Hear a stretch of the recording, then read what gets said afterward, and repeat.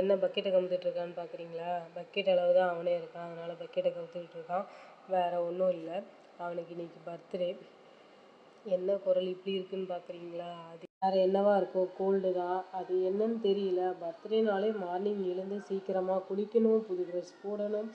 நம்ம எப்படியோ இருந்துட்டு போகிறோம். ஆனால் நம்ம பசங்க அப்படி இல்லை. புது ட்ரெஸ் போடணும், ஃப்ரெண்ட்ஸுக்கு சாக்லேட் கொடுக்கணும். ஆனால் அதுக்கு முன்னாடி கோவிலுக்கு போகணும் இல்லையா? கோவிலுக்கு போயிட்டு சாமிக்கிட்ட ஒரு அட்டண்டன்ஸ் போட்டுட்டு வந்தால் தான் நம்மளுக்கு அன்றைக்கி டேவே திருப்தியாக இருக்கும். சாமிக்கிட்ட ஒரு அட்டண்டன்ஸ் போட்டால் தான் ரொம்ப சாமி ஏதோ நம்மளுக்கே வரம் கொடுத்த மாதிரி இருக்கும். அதுக்கப்புறம் ஈவினிங் ஆச்சு. ஈவினிங் ஆனதுக்கப்புறம் கேக்கு வெட்ட ஸ்டார்ட் பண்ணிட்டோம்.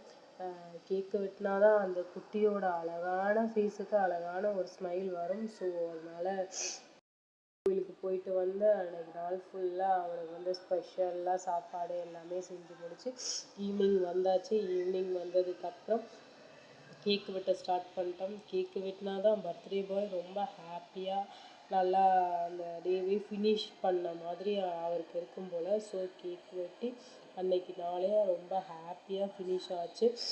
நம்ம லைஃப்பில் இப்படி எல்லாம் புது ட்ரெஸ் எடுத்து ஃப்ரெண்ட்ஸுக்கெலாம் சாக்லேட் கொடுத்து அந்த அனுபவம்லாம் எனக்கு நிஜமாலுமே கிடையாது. சின்ன வயசுலேருந்து நான் இப்படியே தான் இருந்தேன்.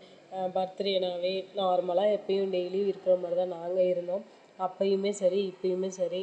ஆனால் இப்போ இருக்க பசங்களுக்கு சாக்லேட் கொடுத்து, கேக் வெட்டி, அவங்களுக்கு சர்ப்ரைஸ் பண்ணி, கிஃப்ட்டு கொடுத்து, அப்பப்பப்பா எவ்வளவு